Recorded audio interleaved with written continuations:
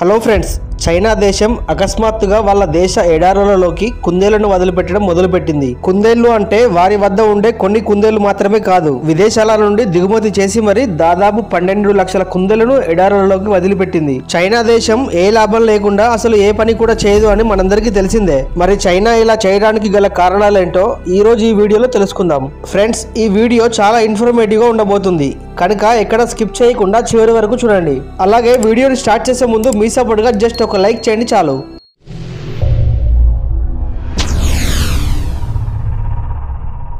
Friends, ఈ భూ ప్రపంచంలోని అన్ని దేశాలలో కలిపి కొన్ని లక్షల ఎకరాలలో ఎడారులు ఉన్నాయి. ఈ ఎడారు భూమిని చాలా దేశాలు సాగు భూమిగా మార్చాలని ప్రయత్నాలు చేస్తున్నాయి. ఈ ప్రపంచంలోని ఎడారులు మొత్తం సాగు భూములుగా మారిస్తే ఎంతో మంది ప్రజలకు ఉపాధి కూడా లభిస్తుంది. ప్రస్తుతం చైనాకు ఒక పెద్ద సమస్య వచ్చింది. చైనా ఎడారులు ప్రతి సంవత్సరం పెరుగుతూ వస్తున్నాయి. 1990లో చైనా ఎడారి భూభాగం దాదాపు 1.7 మిలియన్ చదరపు కిలోమీటర్ల విస్తీర్ణంలో ఉండేది.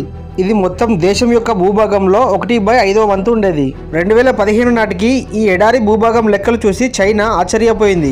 ఎందుకంటే 2015 నాటికి ఎడారి భూభాగం 2.60 మిలియన్ చదరపు కిలోమీటర్ల వరకు విస్తరించింది. అంటే చైనా భూభాగంలో 3/1 వంతు ఎడారిగా మార్పు చెందుతుంది. దీంతో అక్కడి ప్రభుత్వం అప్రమత్తమై కొన్ని కీలక నిర్ణయాలు తీసుకుంది. తమ భూభాగంలో ఎడారులను తగ్గించడానికి, తమ నేలపై పచ్చదనాన్ని తీసుకురావడానికి అప్పట్లో పెద్ద మొత్తంలో ప్లానిటేషన్ కార్యక్రమాన్ని మొదలుపెట్టింది. కానీ ఇది ఏది కూడా ప్రభావవంతంగా పనిచేయలేదు. ఆ సమయంలో గియాన్ జురాన్ అనే ఒక ప్రముఖమైన చైనీస్ సైంటిస్ట్ ఒక ముఖ్యమైన విషయాన్ని ప్రతిపాదించారు.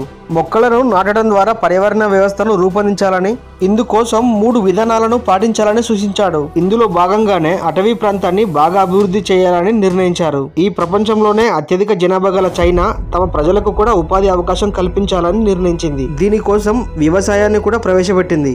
అటవీ, వ్యవసాయం మరియు పశుపోషణతో కూడిన సమీకృత వ్యవస్థను సృష్టించడం ద్వారా మొదట అడవి, ఆ తర్వాత వ్యవసాయం అభివృద్ధి చెందుతుంది. ఆ తర్వాత ఏ జంతువులను పెంచాలి అనే ఆలోచన వచ్చినప్పుడు ఒక శాస్త్రవేత్త ఈ పొడి వాతావరణంలో త్వరగా వృద్ధి చెందగల, అలాగే వేగంగా సంతానోత్పత్తి చేయగల కుందేలు జాతిని సూచించారు. ఇది ప్రభుత్వానికి కూడా ఉత్తమంగా అనిపించింది. ఆ శాస్త్రవేత్త రెక్స్ హర్ రాబిట్ అనే జాతికి చెందిన కుందేళ్లను ఈ ప్రాజెక్టు కోసం ఎంచుకున్నారు. ఈ రకం జాతిలో ఎన్నో రకాల ప్రత్యేకమైన లక్షణాలు ఉంటాయి. అలా ఈ జాతి క్రమంగా పెరగడం ప్రారంభమైంది. అలాగే చైనా రైతులు కూడా ఈ కుందేళ్ల పెంపకాన్ని మొదలు పెట్టారు. దీనివల్ల రైతులకు భారీగా ఆదాయం రావడం మొదలైంది. దీని తర్వాత ఏం జరిగిందో వింటే మీరు ఆశ్చర్యపోతారు. ఈ కుందేళ్ల ప్రత్యేకత ఏంటి అంటే గడ్డి జాతులను వెతకటం.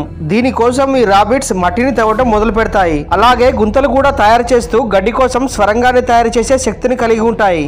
అలాగే వీటిలో ముఖ్యమైన విషయం ఏంటంటే ఇతర జంతువులతో పోలిస్తే 25 రెట్లు ఎక్కువ పునరుత్పత్తి సామర్థ్యాన్ని కలిగి ఉంటాయి. ఇందులో మరో ముఖ్యమైన విషయం ఏమిటంటే ఇవి మొత్తం భూమిని తవ్వినప్పుడు నేల అనేది సారవంతంగా మారుతుంది. ఎందుకంటే ఇవి గుంతలు తవ్వినప్పుడు గాలి బాగా నేలలోకి చొచ్చుకొని పోతుంది.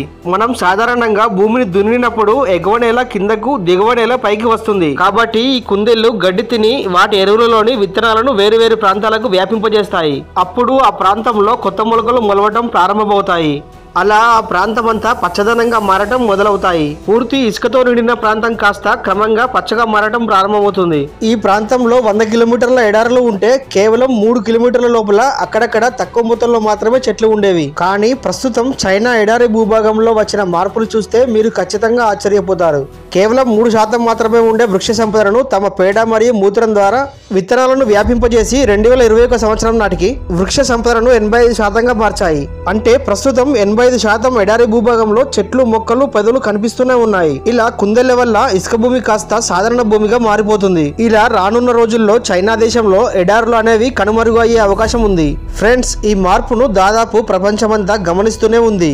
అలాగే మరొక ముఖ్యమైన విషయం ఏమిటంటే చైనా దేశ రైతులు ఈ కుందేళ్లను పెంచడం ద్వారా అదనపు ఆదాయాన్ని సంపాదిస్తున్నారు.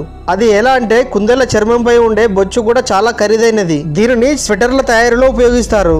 అలాగే కుందేళ్ల మాంసం చైనాలో పెద్ద ఎత్తున వినియోగిస్తారు. అందువల్ల వారి ఆదాయం చాలా రెట్లు పెరిగింది. ఈ ఎడారి భూభాగం మొత్తం పచ్చదనంగా మారటంలో ఆ దేశ ప్రభుత్వం మరియు సైంటిస్టులు, స్థానిక రైతుల నేతృత్వంలోనే ఈ ప్రాజెక్టు విజయవంతమైనదని చెప్పాలి. ఈ ప్రపంచంలోని ప్రతి దేశంలో ఈ ప్రాజెక్టు అనేది విజయవంతమైతే ఎన్నో లక్షల ఎడారులలో భూభాగం అనేది పచ్చగా మారిపోతుంది. అలాగే మన దేశంలో కనుక ఇది అమలు చేయగలిగితే చేయగలిగితే మన దేశ ఎడారి భూమి కూడా పచ్చగా మారే అవకాశం ఉంది. దీనివల్ల పంటలు బాగా పండి ప్రపంచ వ్యాప్తంగా ఉన్న ఆకలి మరణాలు తగ్గిపోతాయి. సో ఫ్రెండ్స్, చూసారు కదా, ఈ వీడియో మీద మీ అభిప్రాయం ఏంటి అనేది కామెంట్ రూపంలో తెలియజేయండి. ఈ వీడియో కనుక నచ్చినట్లయితే ఒక లైక్ చేసి మీ ఫ్రెండ్స్ అండ్ ఫ్యామిలీకి షేర్ చేయండి. అలాగే ఇలాంటి మరిన్ని వీడియోస్ కోసం వెంటనే మన ఈ ఛానల్ ని సబ్స్క్రైబ్ చేయండి. Thank you friends, thank you for watching.